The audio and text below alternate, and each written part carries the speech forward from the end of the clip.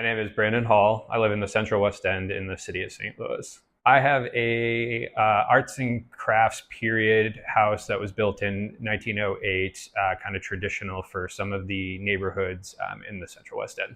So the house is a great mix of original and sort of updated and takes that are some of my own. 1900s quality craftsmanship, hardwood floors and intricate sort of, detailed carved wood sort of settings that have stood the test of time.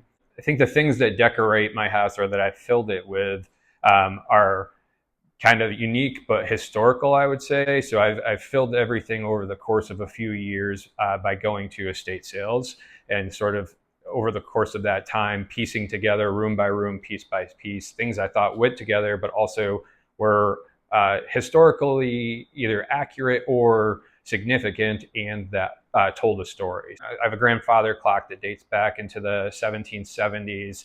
Much of the wooden furniture kind of throughout the rooms, 1800s period, some of it's still 1700s, but early to mid 1800s, 19th century from around the United States. Grandfather clock upstairs is a period sort of to the house.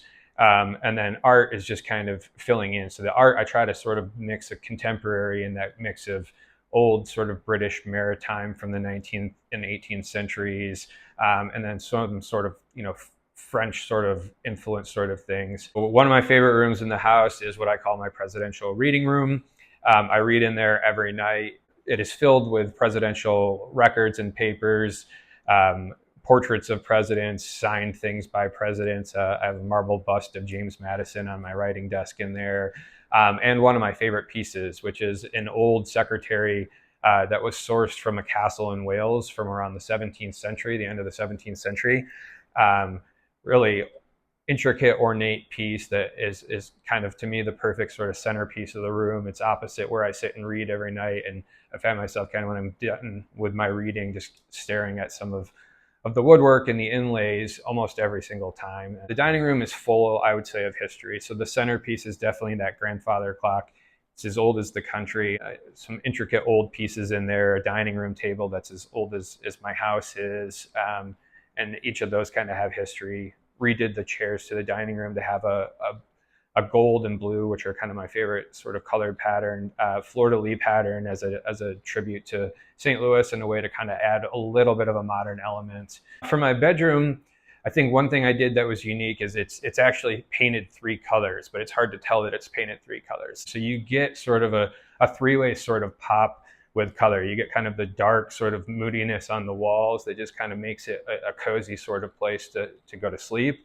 And you get a little bit of a lighter sort of flare with the light blue, and then you get the pops of color. And then added into there some pieces from, again, the 17 and 1800s with wood, and then another piece from Dolly that's kind of hanging as the center point. Part of my background and why I decided to go to law school was my love of Constitution and all those things. So just a way to overlap and kind of bring my whole life together.